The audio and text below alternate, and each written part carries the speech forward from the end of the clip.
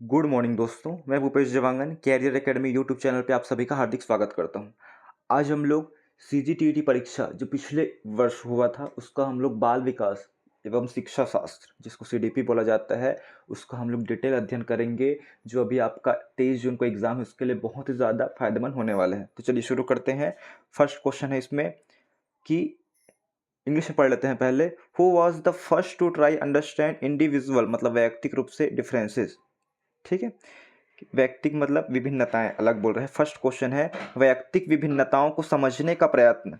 आप लोग देखे होंगे बुक में इंडिविजुअल बोल रहे हैं डिफरेंसेस, ठीक है ना, को समझने का सबसे पहला प्रयत्न किसके द्वारा किया गया है तो आप सभी को मालूम होना चाहिए वो जो है गाल्टन गाल्टन के द्वारा किया गया है। मोस्ट इंपॉर्टेंट याद रखेंगे, गलत नहीं करना है। गाल्टन के द्वारा जितने भी वैज्ञानिक है क्या क्या बोला गया है इंपॉर्टेंट, कम से कम जो एग्जाम में आया हुआ है उसको तो आप लोग याद कर ही लीजिए, ठीक है ना। गाल्टन ने वैयक्तिक विभिन्नताओं का समझने का कोशिश की है, ठीक है ना, याद रखना है। उसके बाद है किसी बच्चे के सामाजिकरण की प्रक्रिया में सामाजिक मूल्य और सामाजिक प्रतिमानों की संभावना किस पर निर्भर करती है। फर्स्ट ऑप्शन है बच्चे के साथी समूह पर, सेकंड ऑप्शन है शारीरिक वृद्धि पर, थर्ड ऑप्शन है बच्चे के व्यवहार पर और फोर्थ ऑप्शन है बच्चे के संवेग पर। तो यहाँ पे जो है, ठीक है ना, एक से अधिक भी आंसर हो सकते हैं, लगभग सभी लग रहा है, इसलिए इसका आंसर मैं एग्जैक्ट क्या है नहीं बता पाऊंगा आपको, ठीक है। इसको हम लोग बाद में देखेंगे, आप लोग को मालूम होगा तो आप लोग कमेंट में बताइएगा सेकंड का आंसर। थर्ड देख लेते हैं। सिगमंड फ्रायड सिगमंड फ्रायड के अनुसार पुत्री में पिता के प्रति बोल रहे हैं, ठीक है ना। क्या बोल रहे हैं, पुत्री में पिता के प्रति निम्नलिखित में से कौन सी मानसिक ग्रंथि पाई जाती है। पुत्री में बोल रहे हैं मतलब बेटी में पिता के प्रति। इसका सही आंसर क्या होगा तो वो होगा, याद रखना है। सबसे पहले बात कर लेते हैं कि इडिपस क्या होता है और इलेक्ट्रा क्या होता है। इलेक्ट्रा मतलब होता है कि पुत्री में पिता के प्रति आकर्षण है, ठीक है ना। और इडिपस है, इडिपस मतलब होता है पुत्र में माता के प्रति आकर्षण। तो इसका सही आंसर क्या होगा हमको पूछा गया है, यहाँ पे लिख देता हूँ, याद रखना है। इडिपस मतलब पुत्र में। अक्सर जो है बेटे लोग जो है माता को पसंद करते हैं ज़्यादा, मतलब मम्मी को पसंद करते हैं, और बेटियां जो है अपने पापा को पसंद करते हैं, ये वाला है। तो हमको क्या पूछा गया है, पुत्री में पिता के प्रति आकर्षण, ठीक है ना, या अट्रैक्शन, ये जो पूछ रहे हैं हमको, ठीक है। तो इसका आंसर क्या होगा दोस्तों, आप सभी को मालूम होना चाहिए, ये होगा इलेक्ट्रा होगा, याद रखना है, ठीक है, इलेक्ट्रा होगा। पुत्री में पिता के प्रति आकर्षण बोल रहे हैं मतलब इसका आंसर इलेक्ट्रा। और इडिपस आ जाएगा आपका क्वेश्चन, याद रखना है ना, एनालिसिस कर रहे हैं तो सबका आंसर आपको मालूम होना चाहिए। इडिपस मतलब होता है पुत्र में माता के प्रति। अक्सर जो है सभी को मालूम होना चाहिए, बेटा जो है अपनी माता को ज्यादा प्यार करता है और बेटी जो है अपने पिता को ज्यादा प्यार करती है। 99% केस में यही होता है। उसके बाद है चौथा नंबर क्वेश्चन, ऐसी भाषा को शिक्षा का क्या बोल रहा है, ऐसी भाषा को शिक्षा का माध्यम बनाना चाहिए। फर्स्ट ऑप्शन है जिस पर जनसाधारण का आधिपत्य हो, और सेकंड बोल रहा है जो समृद्ध हो, और थर्ड बोल रहा है जो नौकरी के लिए उपयोगी हो, और फोर्थ बोल रहा है जिससे अच्छा वातावरण क्या हो बोल रहा है बन सके बोल रहे हैं। तो इसका आंसर क्या होगा दोस्तों, आप सभी को मालूम होना चाहिए। इसका आंसर होगा वो है ऑप्शन नंबर ए होगा, जिस पर साधारण क्या लिखा है, जिस पर जनसाधारण का आधिपत्य हो। मोस्ट इंपॉर्टेंट ये होगा। चलिए इसके लिए बताता हूं मैं कि जिस संस्कृति को, ध्यान से सुनिएगा, जिस संस्कृति को हम बच्चों के लिए उचित मानते हैं या अच्छा मानते हैं, जो संस्कृति या जो कल्चर है, उस संस्कृति को पूर्णतः या पूरी तरीके से व्यक्त करने वाली भाषा को ही शिक्षा का माध्यम बनाना चाहिए, ठीक है ना। ये इसका सही है कि ऐसी भाषा को शिक्षा, कैसी भाषा को शिक्षा का माध्यम बनाना चाहिए, तो वो जो है जो हमारे बच्चों के लिए सही संस्कृति है, जिस संस्कृति को हम बच्चों के लिए उचित मानते हैं, उस संस्कृति को पूर्णतः व्यक्त करने वाली जो भाषा है वही शिक्षा का माध्यम होना चाहिए, ये बोला गया है, ठीक है ना। तो इसका आंसर क्या होगा, जिस पर जनसाधारण का आधिपत्य हो, मतलब उनका कमांड हो उसमें। उसके बाद बात करते हैं हम लोग पांचवा नंबर क्वेश्चन, विशिष्ट आवश्यकता वाले बच्चों के लिए बोल रहे हैं, ठीक है ना। विशिष्ट आवश्यकता वाले बच्चों के अध्ययन के लिए कौन सी व्यूह रचना उपयुक्त रहेगी। फर्स्ट ऑप्शन आप लोग पढ़ लीजिए पहले जल्दी से, विशिष्ट आवश्यकता वाला बोल रहे हैं इसके में। फर्स्ट ऑप्शन है ज्यादा से ज्यादा बच्चों को। इसका सही आंसर होगा दोस्तों सी होगा, इसका आंसर क्या होगा, सी होगा। सहपाठियों द्वारा अनुशिक्षण तथा सहकारी अधिगम, ठीक है ना। क्या बोल रहा है क्वेश्चन में, विशिष्ट आवश्यकता वाले बच्चों के अध्ययन के लिए कौन सी व्यूह रचना उपयुक्त होगी, तो सहपाठियों द्वारा अनुशिक्षण तथा सहकारी अधिगम इसका सही आंसर होगा। छठवां नंबर क्वेश्चन है, बालकों के बौद्धिक विकास की चार विशिष्ट आवश्यक मतलब अवस्थाओं को किसने बतलाया है। बताइए इसका आंसर क्या होगा? आप लोग कमेंट पहले बताइए। आप लोग तो पढ़ ही लिए होंगे, एग्जाम है तो, लेकिन हम लोग क्वेश्चन कर रहे हैं। जल्दी बताइए क्या हो सकता है, जल्दी बताने की कोशिश कीजिए ना। आप लोग कमेंट में लिखिए कि क्या हो सकता है। बालकों के क्या बोल रहा है इसमें, बौद्धिक विकास की 4 बोल रहा है, ठीक है ना। 4 विशिष्ट आवश्यकताओं को किसने बताया था? तो इसका आंसर क्या होगा दोस्तों? इसका आंसर होगा, याद रखना है, इसका आंसर होगा बी होगा। पियाजे ने बताया था कि बालकों के बौद्धिक विकास की 4 विशिष्ट आवश्यकताएं हैं करके, ठीक है ना। इसमें जो है याद रखना है, पियाजे, पियाजे कहाँ का था जी बताइए? पियाजे कहाँ का मनोवैज्ञानिक है? तो याद रखना है ये जो है स्विट्जरलैंड का है। कहाँ का है? आप लोग पढ़े होंगे, बुक में लिखा होगा, स्विट्जरलैंड का। कहाँ का है? स्विट्जरलैंड का है, याद रखना है। ये मनोवैज्ञानिक है, साइकोलॉजिस्ट है। जीन पियाजे के द्वारा बालकों के बौद्धिक विकास की 4 विशिष्ट आवश्यकताएं, मतलब आवश्यकताएं बोलते हो, अवस्थाएं दी गई है। कौन कौन से प्रकार है? पहले इसमें आप लोग पढ़े होंगे संवेदी, ठीक है ना, संवेदी पढ़े होंगे। दूसरा है पूर्व संक्रियात्मक हो गया, और तीसरा पढ़े होंगे आप लोग मूर्त पढ़े होंगे, और चौथा पढ़े होंगे अमूर्त पढ़े होंगे, ठीक है ना। जिसमें जो है पूरा वर्ष डिवाइड है। जैसे संवेदी वालों में कितना है, 0 से 2 वर्ष वाला हो गया बालक वाले, और पूर्व में क्या है, 2 से 7 वर्ष पढ़े होंगे आप लोग, और मूर्त में कितना पढ़े हैं, 7 से 11 वर्ष पढ़े हैं, और अमूर्त में पढ़े होंगे आप लोग 11 से अधिक वर्ष, ठीक है। तो इसका आंसर पियाजे होगा। आप लोग अच्छे से पढ़ लीजिएगा ना, इसमें एनालाइज करना है कि कौन कौन सी इसमें है अवस्था, 4 अवस्था। उसके बाद देख लेते हैं 7वां नंबर क्वेश्चन। शिक्षा के स्तर को उचित करने के लिए क्या किया जाना उचित है? क्या बोल रहा है क्वेश्चन में, शिक्षा के स्तर को उचित करने के लिए क्या किया जाना आवश्यक है या उचित है बोल रहे हैं। तो इसका सही आंसर क्या होगा? ऑप्शन नंबर डी होगा। छात्रों का सतत मूल्यांकन करना बहुत जरूरी है, ठीक है ना। उसका मूल्यांकन करना, सतत मतलब निरंतर, ये याद रखना है। उसके बाद देख लेते हैं हम लोग नेक्स्ट क्वेश्चन, 8वां नंबर क्वेश्चन। शिशु के जन्म के कुछ समय बाद ही यह निश्चित किया जा सकता है कि भविष्य में उसका स्थान क्या है। ये किसने दिया है? जन्म के कुछ समय बाद ही उसका स्थान कहाँ है करके, भविष्य में क्या बनने वाला है, क्या होगा करके। तो इस ये परिभाषा किसने दी है, चलो बताइए जल्दी। तो इसका आंसर होगा दोस्तों बी, ठीक है ना, याद रखना है। एडलर ने दिया था, आप लोग बुक खोल के देख लीजिएगा। इसमें जो है एडलर ने ही बोला है कि शिशु के कुछ समय बाद होगा, जन्म के कुछ समय बाद ही पता चल जाएगा कि उसका भविष्य क्या होने वाला है, ठीक है। उसके सब आदत व्यवहार हो गया, उसका जो एक्शन हो गया, उससे पता चल जाता है। 9वां नंबर क्वेश्चन है, कौन सा कथन मानव विकास के संबंध में गलत है? बताइए क्या होगा, कौन सा कथन मानव विकास के संबंध में गलत है? फर्स्ट ऑप्शन है शक्ति एवं गति लिखा है, दूसरा लिखा है विकास पूर्वानुमेय होता है, और क्या क्या आप लोग पढ़िए, आंसर बताने की कोशिश करिए जल्दी। हो गया? तो इसका आंसर बता रहा हूं मैं, 9वां का आंसर होगा दोस्तों ए होगा, शक्ति एवं गति होगा। कौन सा कथन मानव विकास के संबंध में गलत है? तो शक्ति एवं गति शामिल नहीं रहता है, याद रखना है, वो गलत है। देखिए ध्यान ध्यान ध्यान से सुनिएगा कि मानव ये जो है प्रगतिशील है, निरंतर क्या है, प्रगति कर रहा है, प्रोग्रेस कर रहा है, सुव्यवस्थित और पूर्वानुमेय परिवर्तनों का स्वरूप है, ठीक है ना। याद रखना है, प्रगतिशील दिन भर मतलब क्या है, वो आगे दिनों दिन कर ही रहा है, वो सुव्यवस्थित है, अरेंजेड है, जो गर्भाधान से शुरू होकर जीवन भर चलता है। मानव विकास के संबंध में शक्ति और गति गलत है, याद रखना है। गर्भाधान मतलब जो गर्भ में रहता है तब से क्या है, उसका विकास और उन्नति होते रहता है, प्रगति होते रहता है, ठीक है ना, जो जीवन भर चलते रहेगा। तो इस संबंध में जो है कौन सा गलत है? देखिए ये तो सही है, विकास पूर्वानुमेय होता है, प्रशिक्षक और अधिगम, ये भी सही है। विकास सामान्य से विशिष्ट की ओर चलता है, सही बात है। पहले हम लोग सामान्य रहते हैं, मान लो हम लोग पढ़ाई भी कर रहे हैं तो क्या है, पहले सामान्य अवस्था ही कहलाएंगे। मतलब कि हम हमारी तैयारी जो है कुछ कम जान रहे हैं तो हम लोग सामान्य कहलाएंगे, लेकिन उसी को हम लोग डीपली अध्ययन करेंगे तो विशिष्ट नॉलेज कहलाते हैं, ठीक है। तो इसमें शक्ति और गति इसमें गलत है, याद रखना है। उसके बाद है सतत और व्यापक मूल्यांकन का उद्देश्य नहीं है। चलिए बताने की कोशिश करिए। सतत और व्यापक मूल्यांकन का उद्देश्य नहीं है। फर्स्ट ऑप्शन दिया है अध्यापन एवं अधिगम प्रक्रिया को शिक्षक केंद्रित कार्यकलाप में बदलना। सेकंड ऑप्शन है बोधात्मक भावात्मक कौशलों के विकास में मदद करना। थर्ड ऑप्शन है याद रखने पर बल देने के बदले सीखने की प्रक्रिया पर, याद रखने पर बल देने के बदले सीखना है उसको, मेन उस पर बल देना बोल रहे हैं। और छात्रों के सीखने की प्रक्रिया एवं परिवेश के बारे में उपयुक्त निर्णय लेना। तो इसका आंसर क्या होगा, जल्दी बताइए जी। इसका सही आंसर होगा, याद रखेंगे आप लोग, वो होगा ए वाला ऑप्शन, अध्यापन एवं अधिगम प्रक्रिया को शिक्षक केंद्रित कार्यकलाप में बदलना, याद रखना है। उद्देश्य नहीं होगा पूछ रहा है, ठीक है ना। तो ये जो है नहीं है, याद रखना है, नहीं पूछा गया है हमको, है नहीं पूछा गया है। बाकी तो सभी ठीक है, याद रखने पर बल देने की अपेक्षा सीखने प्रक्रिया पर अधिक बल देना चाहिए, बिल्कुल सही है। छात्रों की सीखने की प्रक्रिया एवं परिवेश के बारे में उपयुक्त निर्णय लेना, ये भी सही है। और बोधात्मक भावात्मक कौशलों के विकास में मदद करना, ये भी सही है। लेकिन कौन सा गलत नहीं है, मतलब कौन सा गलत है, तो वो है सतत मूल्यांकन में अध्यापन एवं अधिगम प्रक्रिया को शिक्षक केंद्रित नहीं करना है जी, ठीक है ना।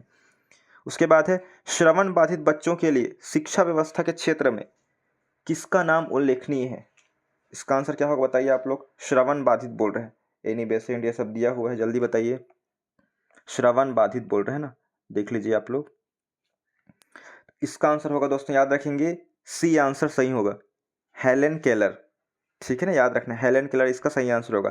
कि श्रवण बाधित मतलब जो क्या है, सुन नहीं सकता बच्चों के लिए शिक्षा व्यवस्था के क्षेत्र में किसका नाम उल्लेखनीय है, कौन सा मनोवैज्ञानिक है, तो याद रखना है हेलेन केलर है, ठीक है। इन्होंने क्या बोला है, हेलेन केलर एक क्या है, अमेरिका लेखिका है, ठीक है ना। ये क्या है, फीमेल है, सभी को मालूम होगा, आप लोग पढ़े होंगे, फीमेल है, ठीक है ना। कहाँ से है, यूएसए से है, अमेरिका से है ये।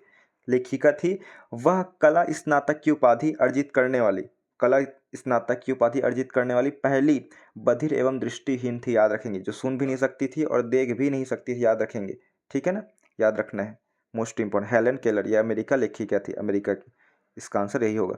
उसके बाद है अधिगम अनुभव के कारण हमारे मौलिक व्यवहार में संशोधन है, अधिगम की यह परिभाषा निम्नलिखित में से किसने दी है। ऐसा तो आप लोग डायरेक्ट याद करेंगे, इसको समझने वाली कोई बात ही नहीं है, ठीक है ना।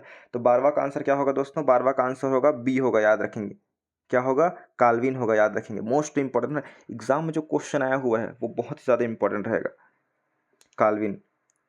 उसके बाद है 13वां नंबर क्वेश्चन, बालकों में अधिकतम अधिगम प्रसार के लिए कौन सा कारक आवश्यक है। इसका आंसर बताइए आप लोग।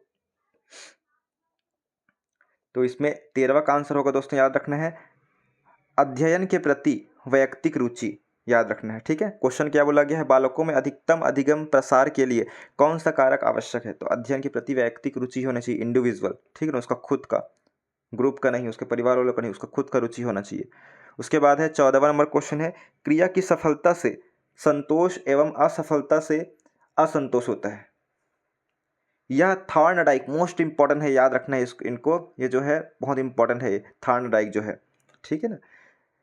क्रिया की सफलता से संतोष, असफलता से असंतोष होता है, यह थॉर्नडाइक के किस नियम को बताता है, बताइए जी। 14वां मोस्ट इंपॉर्टेंट है, 14वां जो है प्रभाव, सही बात है, अभ्यास है क्या, नहीं है। अब तो सिंपल पढ़े भी नहीं होगे तभी बन जाएगा, तत्परता तो नहीं है, अभ्यास भी नहीं होगा, उपयोग तो सभी तो लगता नहीं है।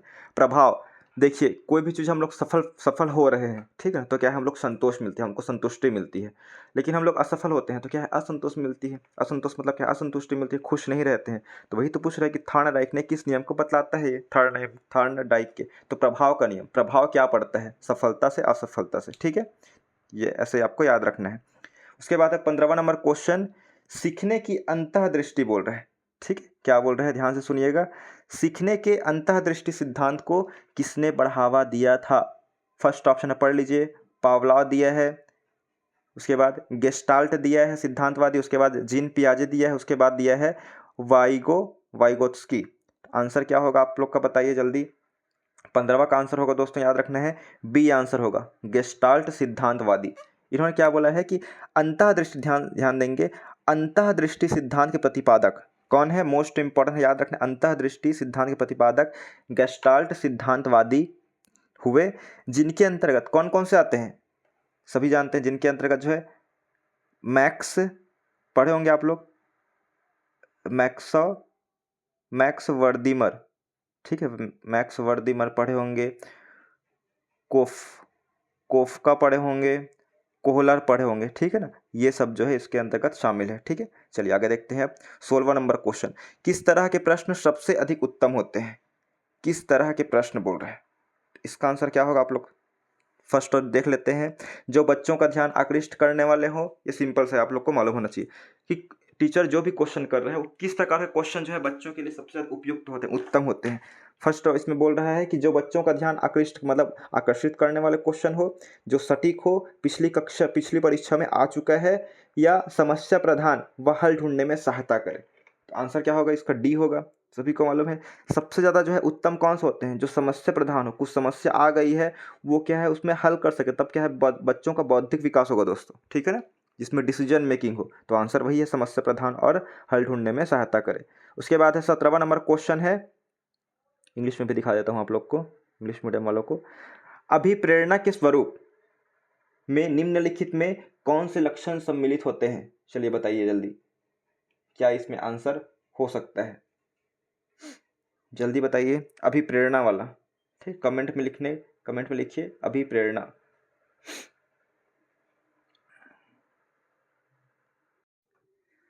तो 17 का आंसर क्या होगा? 17वां का आंसर होगा डी होगा, याद रखना है दोस्तों। शक्ति संचालन भी रहेगा, परिवर्तनशीलता भी रहेगा और निरंतरता भी रहेगा। तो सभी इसमें सही आंसर होगा, उपरोक्त तो सभी इसका सही आंसर होगा, याद रखेंगे। अभिप्रेरणा, अभिप्रेरणा मतलब इंग्लिश में देख सकते हैं मोटिवेशन ही होता है, ठीक है ना। इंग्लिश में भी पढ़ने की कोशिश कीजिएगा। सिंपल से अभिप्रेरणा मतलब लगता है क्या हो सकता है करके, लेकिन सिंपल से अभी मोटिवेशन के स्वरूप निम्नलिखित में से कौन से लक्षण सम्मिलित होते हैं? शक्ति भरती है, हमारे अंदर परिवर्तन आता है, सभी जान रहे हैं ना। शक्ति, कुछ भी मोटिवेशन होता है तो हमको क्या है, पावर मिलती है। हाँ अब पढ़ेंगे करके ये बनना है, हमको कलेक्टर बनना है, तो ये इस काम करना है, ठीक है। तो शक्ति मिलती है, परिवर्तन भी आता है हमारे अंदर। हम जो मोटिवेट होते हैं तो बहुत सारी चीज़ अपने नियम कानून में परिवर्तित करते हैं, कुछ अच्छे नियम लागू करते हैं।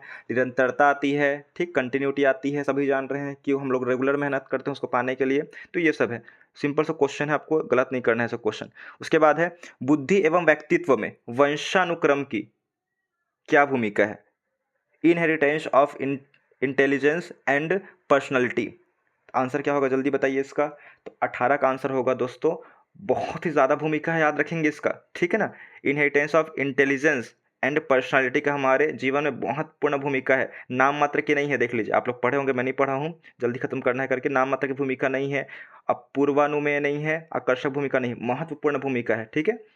उसके बाद है बुद्धि एवं बुद्धि परीक्षण के महत्व का निम्नलिखित में से किस कथन से पता चलता है? फर्स्ट ऑप्शन है बुद्धि परीक्षण की भूमिका व्यावसायिक मार्गदर्शन में अहम होती है। सेकंड ऑप्शन बोल रहा है बुद्धि परीक्षणों द्वारा छात्रों को उन्नति के मार्ग पर प्रशस्त किया जाता है। थर्ड बोल रहा है अनुसंधान के विभिन्न घटकों के चयन के लिए बुद्धि एक आधार होता है। और फोर्थ ऑप्शन बोल रहे हैं उपरोक्त सभी बोल रहे हैं, ठीक है ना। तो इसमें क्या लग रहा है आपको? उपरोक्त सभी तो लग रहा है। बहुत सारे क्वेश्चन में उपयुक्त तो सभी ही होता है, आंसर याद रखेंगे। ऐसा क्वेश्चन आ गया, मान लो 5 क्वेश्चन आ रहा है उपयुक्त तो सभी वाला, तो लगभग इसमें से आधा से ज़्यादा मतलब 3 क्वेश्चन तो उपयुक्त तो सभी ही आंसर रहेगा, आप लोग लगा देंगे, मान लो पता नहीं है तो। उसके बाद है जिन बच्चों के परिवार का वातावरण प्रजातांत्रिक होता है वह अन्य बच्चों से अपेक्षाकृत ज़्यादा होते हैं। क्या होते हैं जी बताइए? प्रजातांत्रिक बोल रहे हैं, इंग्लिश में पढ़ लेते हैं। Children whose family environment is democratic are relativity क्या लिखा है, हाँ, relatively more than other children. अन्य बच्चों की अपेक्षा वो क्या होते हैं? जिनके परिवार का डेमोक्रेटिक मतलब प्रजातंत्र मतलब नेता राजनेता से संबंधित है, तो उनका क्या होता है ये बताइए आप लोग, जल्दी बताइए, आंसर देने की कोशिश कीजिए आप ही लोग।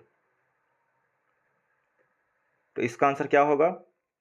20वां का आंसर होगा दोस्तों बी होगा, वह बहुर्मुखी होता है। बहुर्मुखी मतलब होता है, इंग्लिश में देख लीजिए, एक्सट्रोवर्टेड, ठीक है ना, ये बोलते हैं। और एक्टिव पर्सनालिटी, अधिक क्रियाशील, ठीक है, बहुर्मुखी होता है, ठीक है, बहुत सारे उनको नॉलेज होता है। देखिए उसको क्या बोलते हैं? सृजनशील विद्यार्थी। सृजनशील विद्यार्थी क्या होता है उसको हम लोग देख लेते हैं इसमें, ठीक है। तो इसका आंसर क्या होगा?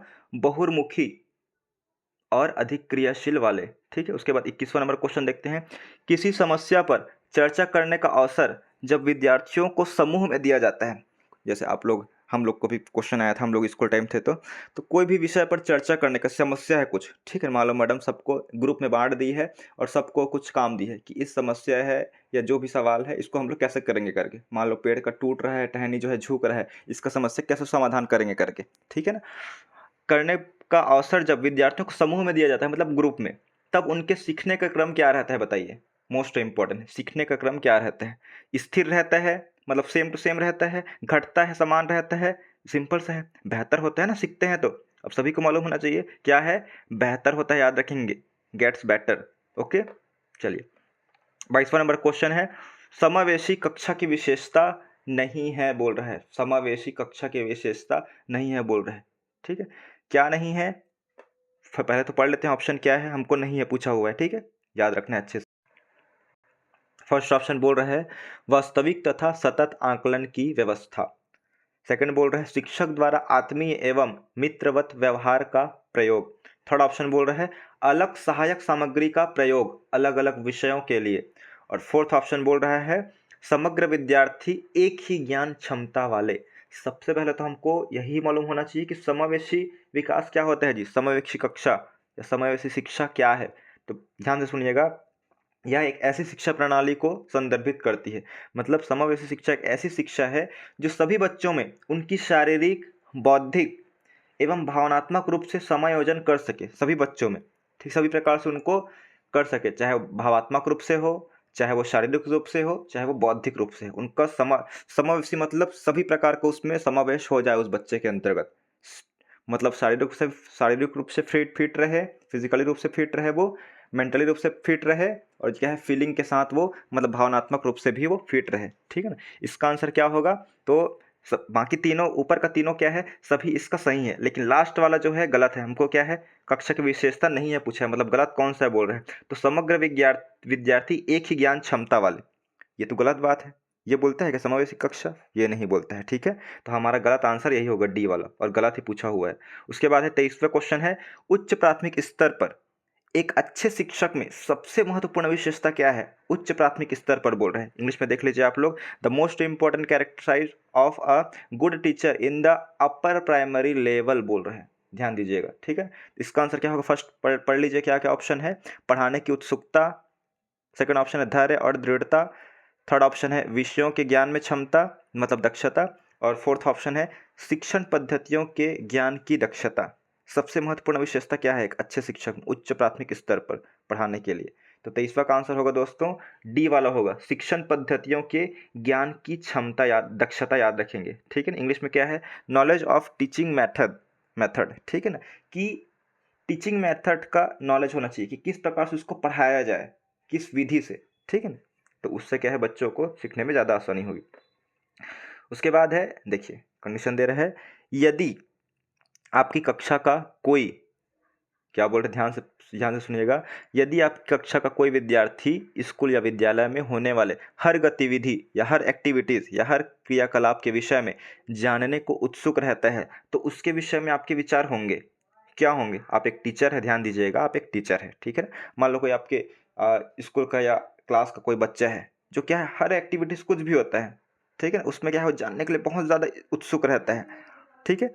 तो फिर उसके विषय में आप क्या सोचेंगे उसके लिए? फर्स्ट ऑप्शन है वह पिछड़ा विद्यार्थी है, उसके बाद है उसका पढ़ाई में मन नहीं लगता है, थर्ड है वह सृजनशील विद्यार्थी है, फोर्थ ऑप्शन उस विद्यार्थी का मन खेल में रहता है। खेल में बस है कि नहीं, उसका तो सभी क्रियाकलाप में बोल रहे हैं, मतलब काटने को ये तो नहीं हो सकता। उसको पढ़ाई में मन नहीं लगता, ये भी नहीं हो सकता। पढ़ाई में भी मन लग रहा है मतलब सब चीज़ में लग रहा है, देखिए हर गतिविधि बोल रहे हैं मतलब पढ़ाई में भी है।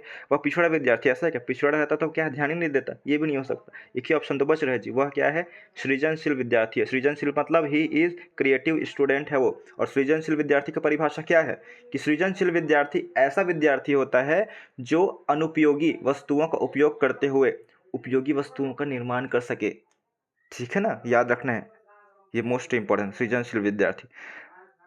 25 नंबर क्वेश्चन है वैयक्तिक तथा वातावरण से संबंधित कारकों का अभाव अधिगम किस अवस्था तक पड़ता है? याद रखें, वैयक्तिक एवं वातावरण से संबंधित कारकों का प्रभाव, ठीक है, इसका बताइए कि इंग्लिश में पढ़ लीजिए। To what stage to do personal and environmental factors affect learning, किस अवस्था तक पड़ता है हमारे वातावरण जो है, ठीक है ना। ये सब हो गया, वैयक्तिक वाला हो गया, कारकों का प्रभाव। तो बताइए आंसर क्या होगा, जल्दी बताने की कोशिश कीजिए आप लोग। इसका आंसर होगा दोस्तों 25 का आंसर होगा डी होगा, संपूर्ण जीवन, ठीक है ना, संपूर्ण जीवन पर पड़ता है, याद रखेंगे, जैसे कि अभी नहीं है।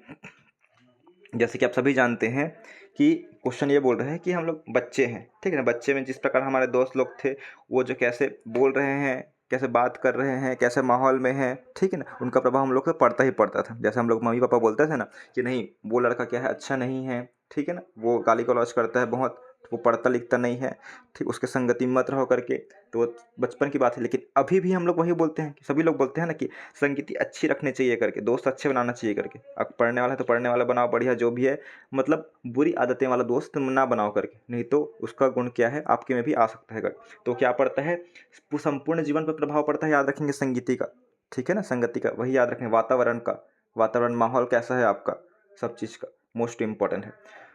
उसके बाद ध्यान देंगे 26वां नंबर क्वेश्चन है, देख लीजिए आप लोग, कि बालकों के वर्गीकरण और उनके प्रमुख लक्षणों के जोड़े बनाइए।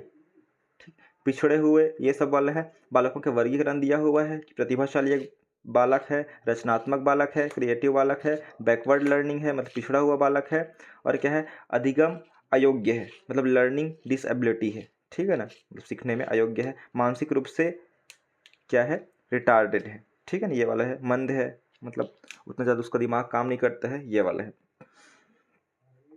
तो बताइए प्रमुख लक्षण इसके क्या क्या हो सकते हैं, सिंपल से मिलाना है, ध्यान देंगे, जिनका आंसर हमको मालूम है उसको हम लोग पहले मिलाएंगे दोस्तों, ठीक है।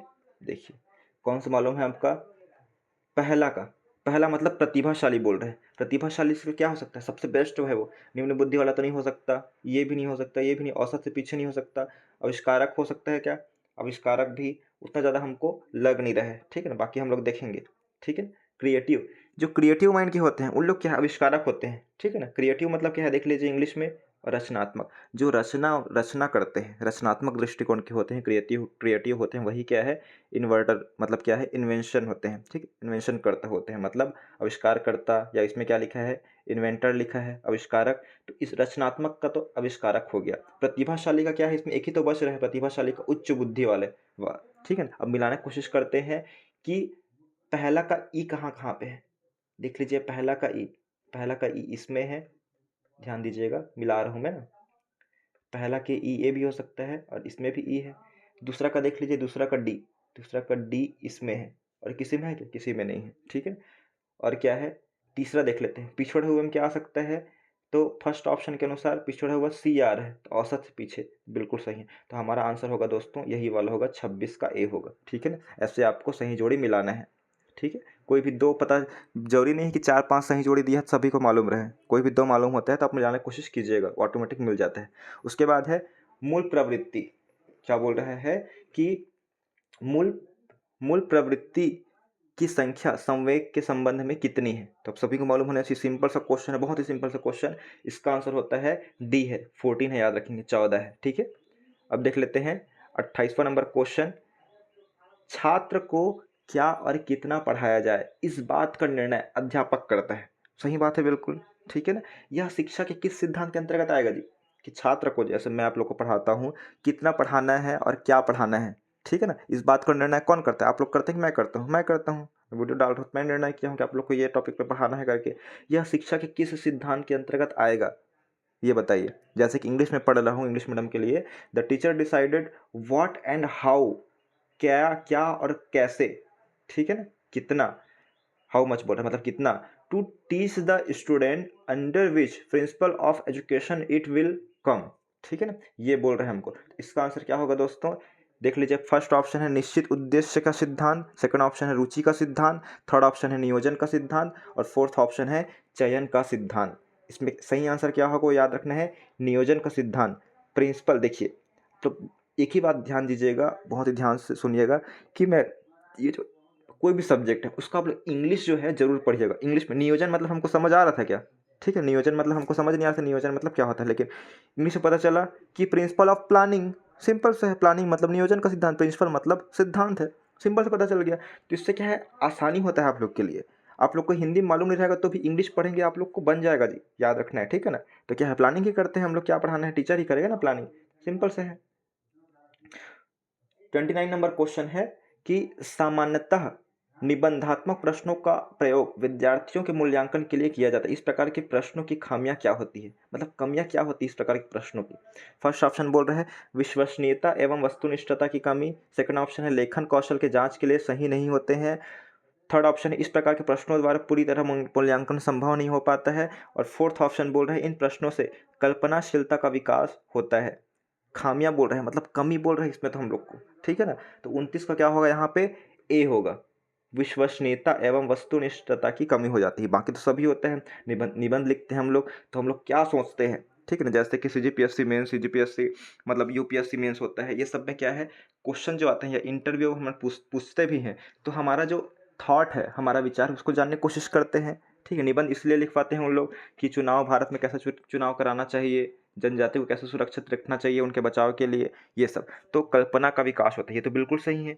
इस प्रश्नों के द्वारा पूरी तरह मूल्यांकन संभव नहीं हो पाता है, ठीक है? ये वाला है। इसमें क्या है, खामियां कमी क्या है ये बोल रहा है, ठीक है? तो उसके बाद लेखन कौशल जांच के लिए सही नहीं होते हैं, ठीक है? और इसमें बोल रहा है कि कमी पूछ रहे हैं ना, विश्वसनीयता एवं वस्तुनिष्ठता की कमी होती है बोल रहा है, तो यही इसकी खामियां है, याद रखेंगे। यही इसकी क्या है, खामियां है, मोस्ट इंपॉर्टेंट। फिर से क्वेश्चन बोल रहा हूँ, आप लोग समझे नहीं होंगे तो, सामान्यतः निबंधात्मक प्रश्नों का प्रयोग विद्यार्थियों के मूल्यांकन के लिए किया जाता है, ठीक है? इस प्रकार के प्रश्नों की खामियां, इस प्रकार के प्रश्नों में कमी क्या होती है कि वस्तुनिष्ठता होती है क्या? वस्तुनिष्ठ मतलब ऑब्जेक्टिव वाला होता है, कुछ नहीं होता है, यही तो इसकी खामियां है। बाकी तो क्या है, सब होते ही होते हैं, ठीक है? उसके बाद देख रहे हैं भाषा भाषा संबंधी योग्यता और बुद्धि लब्धि में घनिष्ठ संबंध होता है। इंग्लिश पढ़ लेते हैं। There is a close relationship between language ability and intelligence whose statement is this, क्या होगा? तो इसका आंसर होगा दोस्तों, देखिए, यह कथन है। किसका कथन है? ये तो कथन बोल रहे हैं, डायरेक्ट वैज्ञानिक का नाम बोल रहे हैं, तो आप लोग पढ़े ही होंगे। फर्स्ट ऑप्शन है लावेल तथा मार्केल, सेकंड ऑप्शन है स्पाइकर तथा इरविन, थर्ड ऑप्शन है फिशर तथा लांबा, और फोर्थ ऑप्शन टर्मन। तो इसका सही आंसर क्या होगा? ऑप्शन नंबर बी, स्पाइकर तथा इरविन, ठीक है? 30 क्वेश्चन हमारा बाल विकास खत्म हो चुका है। इसके बाद का जो क्वेश्चन है वो तो हिंदी हम लोग कर ही चुके हैं, आप सभी को मालूम है, ठीक है? हिंदी हम लोग कर चुके थे, ये वाला पूरा। अगर वीडियो नहीं देखे तो देख लीजिएगा, ठीक है? उसके बाद हम लोग आगे भी जो जीएस वाला पोर्शन है, मैथ्स वाला पोर्शन है, उसको भी हम लोग, और इंग्लिश वाला पोर्शन है उसको भी हम लोग करेंगे दोस्तों, ठीक है? बहुत ज़्यादा कंप्लीट करेंगे आपके एग्जाम के पहले तक। आप लोग क्या है, निरंतर इस वीडियो को देखते जाइएगा। बहुत जल्द इसका वीडियो, सेकेंड वीडियो अपलोड करने वाला हूँ। Thank you.